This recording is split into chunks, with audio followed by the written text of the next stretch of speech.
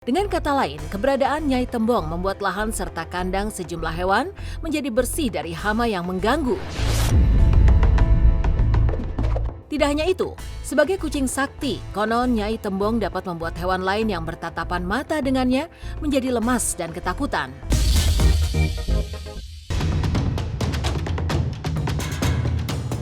Berbicara tentang hal-hal yang berselimut misteri atau dikeramatkan di sejumlah daerah di tanah air, terlebih di tanah Jawa, memang seolah tidak ada habisnya. Ya, selain sejumlah tempat, terdapat pula hewan-hewan yang dikeramatkan atau dianggap wingit, lantaran beragam mitos yang mengiringi keberadaannya. Tidak heran jika perlakuan istimewa pun kerap diberikan, baik semasa hewan itu hidup maupun saat mati.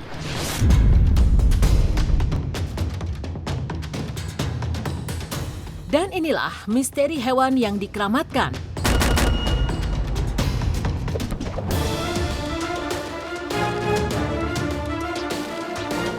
Kisah makam Nyai Tembong, kucing ningrat kesayangan Raja Kasunanan Surakarta di trotoar jalan tak berani dipindahkan.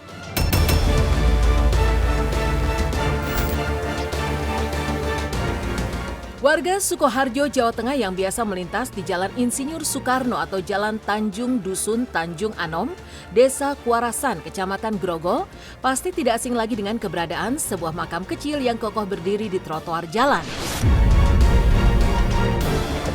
Usut punya usut, makam tersebut adalah makam Nyai Tembong.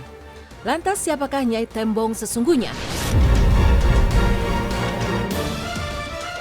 Ternyata Nyai Tembong bukanlah seorang manusia, melainkan seekor kucing yang disayangi oleh Raja Keraton Kasunanan Surakarta Pakubuwono X yang memerintah tahun 1893 sampai 1939.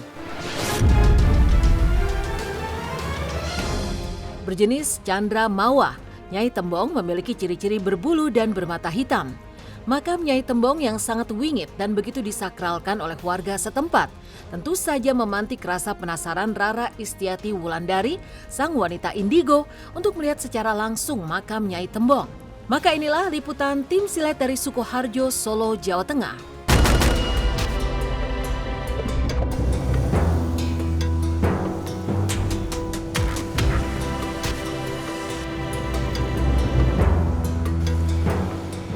Pemirsa silet, Rara sedang berada di bawah langit Solo, tepatnya di Jalan Tanjung.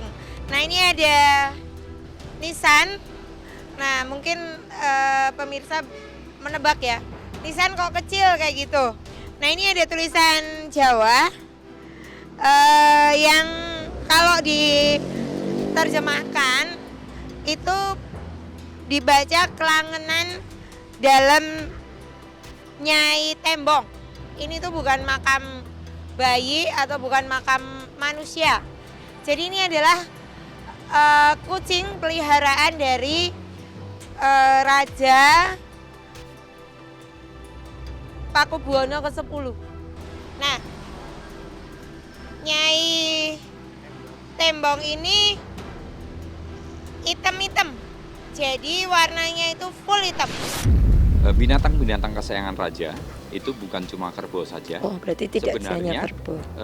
Dahulu ada tempat khusus yang dipergunakan untuk mengubur atau memakamkan binatang-binatang peliharaan raja. Mulai dari burung, mulai dari kucing. Sekarang kalau di kawasan Solo Baru, dekat patung Soekarno, itu ada satu makam kecil di tepi trotoar jalan itu. Masih dipelihara masyarakat, itu makam dari kucing kesayangannya sampean dalam Kang Sinuhun Kanjeng Sunan Pakubuwono ke-10.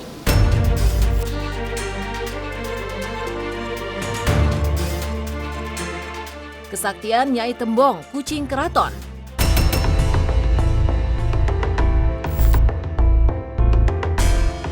Berada di makam Nyai Tembong yang begitu wingit, Rara pun mencoba menyelami kekuatan energi makam tersebut.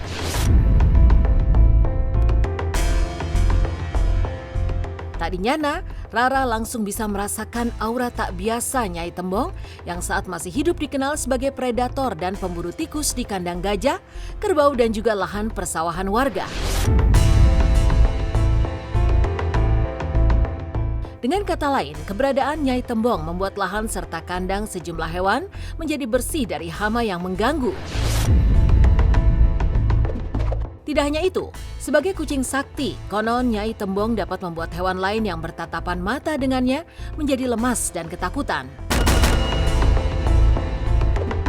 Karena ini dulu, hewan ini kucing, jadi punya kecerdasan untuk membantu membersihkan ladang.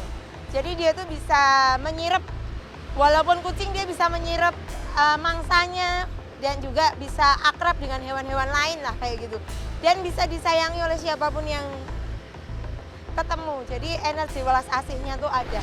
Nah, saya selama di sini ya enggak pernah diganggu, Iya, aman-aman saja. Setiap panen dan musim tanam, petani-petani warga setempat sangat menghormati dan istilahnya nyekar dulu sebelum mereka menanam di ladang dan persawahan mereka. Mitosnya dipercayai bahwa hal tersebut akan menjaga ladang dan persawahan mereka itu dari hama. Prosesi pemakaman Kebo Bule Kiai Slamet dikuburkan layaknya manusia. Kebo Bule warga Surakarta pasti sudah tidak asing lagi dengan kebo yang satu ini. Ya, istilah kebo istimewa yang selalu menjadi ikon di setiap pelaksanaan kirap dalam memperingati Malam Satu Suro yang digelar Keraton Surakarta. Konon, Kebo Bule sendiri bukanlah kerbau sembarangan, karena diyakini Kebo Bule adalah keturunan dari Kiai Slamet. Kebo Bule sakti yang mampu memadamkan kebakaran hebat yang melanda kawasan keraton di masa lalu. Tidak heran jika kebo tersebut tidak boleh disembelih, apalagi dikonsumsi dagingnya. Bahkan saat Kebo Bule mati, pihak Keraton Surakarta akan menggelar prosesi penguburan layaknya manusia dengan dikafani serta dikuburkan di makam khusus.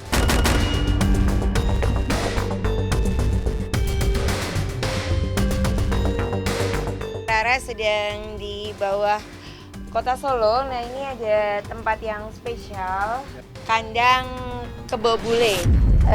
Jadi tradisinya itu konon katanya itu tidak disembelih. Benar ya Pak ya? Iya. Jadi memang disakralkan, dirawat sampai usia? Ya sekitar 20-an. Rata-ratanya tuh 20-an. Jadi memang seperti dibiarkan seperti manusia lah. Kayak gitu.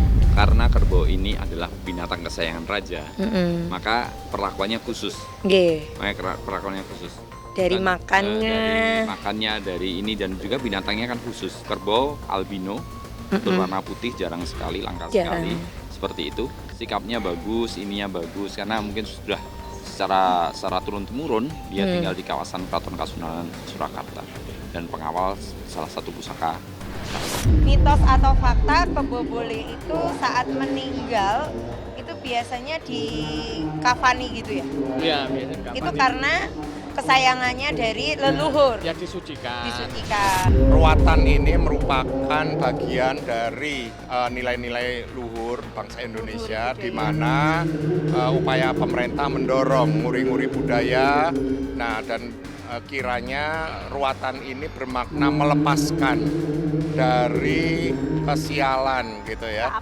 Keapesan ya, monggo. Nah, seperti itu, dan juga melalui ruatan ini kita mendapatkan berkah sehat dan dijauhkan waras, seger waras gitu, dan dijauhkan dari mara bahaya. Karena penasaran, Rara pun menyambangi kuburan Kebo Bule yang ada di sebelah kandang. Lalu seperti apa prosesi adat yang mengiringi pemakaman Kebo Bule? Benarkah pembacaan doa untuk kebo yang mati dilakukan oleh Kiai Keraton Surakarta Hadiningrat?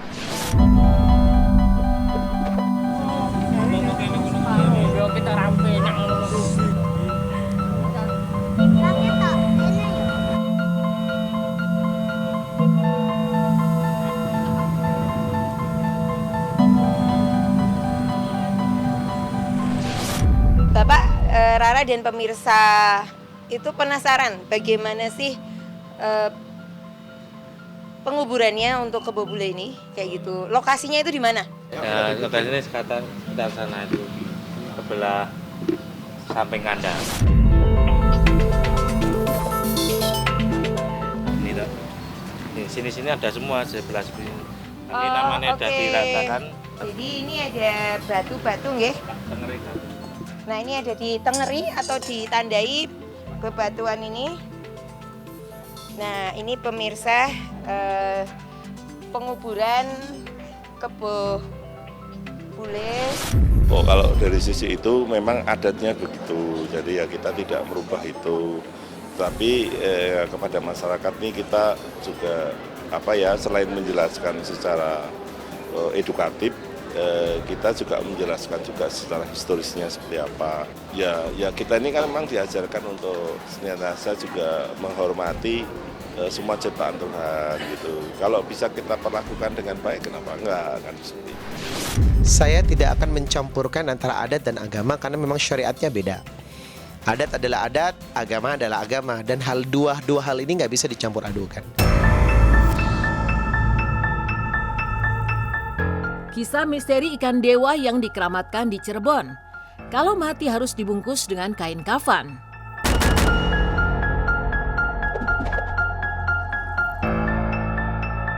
Tak hanya di Surakarta, di Kuningan, Cirebon, Jawa Barat, juga terdapat hewan yang dikeramatkan. Berada di salah satu objek wisata di Kota Udang, hewan keramat tersebut adalah ikan dewa yang keberadaannya diselimuti beragam misteri dan juga mitos, termasuk asal-usul ikan dewa yang konon merupakan titisan para prajurit Prabu Siliwangi yang dikutuk oleh Prabu Kian Santang.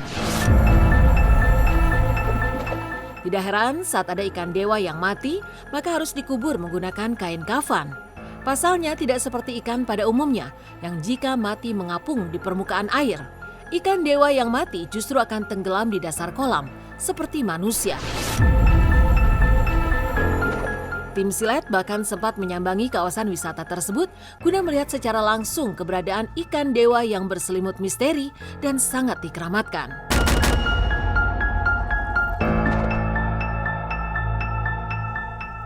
Baik pemirsa Silet, di depan saya ini adalah kolam di mana terdapat ikan-ikan dewa yang dimitoskan beliau adalah prajurit dari Prabu Siliwangi. Di depan saya, ya. Ini bentuk dari ikan dewa. Jadi dulunya prajurit Prabu Siliwangi waktu disunat nggak mau, akhirnya udahlah dikutuk sama Eyang Prabu Kian Santang. Udah kamu hidup di air, jadilah ikan. Ya makanya orang-orang kampung Eyang juga nggak ada yang berani membunuh apalagi memakannya. Karena mengambil aja Eyang juga bisa ngambil. Nah, cuma nantinya hilang kalau ditaruh di kolam Eyang atau di kolam masyarakat. Kalau nggak hilang mati gitu. Terus kalau mati dikubur. Kalau nggak dibungkus, dia dikubur nih. Besokannya tuh di atas tanahnya lagi. Keluar gitu? Iya keluar yang ikan yang mati itu. Jadi minta dibungkus lah. Dibungkus kain putih, dibacain, udah. Ini kain kafan ya warna putih ini yang memang dulunya pernah dipakai untuk menguburkan ikan dewa tersebut pemirsa. Ya mungkin ini di dalam sekarang udah keluar ini. Muncul di luar ya dan udah kosong ini, sudah tidak ada apa. Mungkin bukan sembarang ikan kali ya. Kayak mungkin bisa dibilang mungkin mistisnya jangan-jangan itu ikan jelmaan apa kali.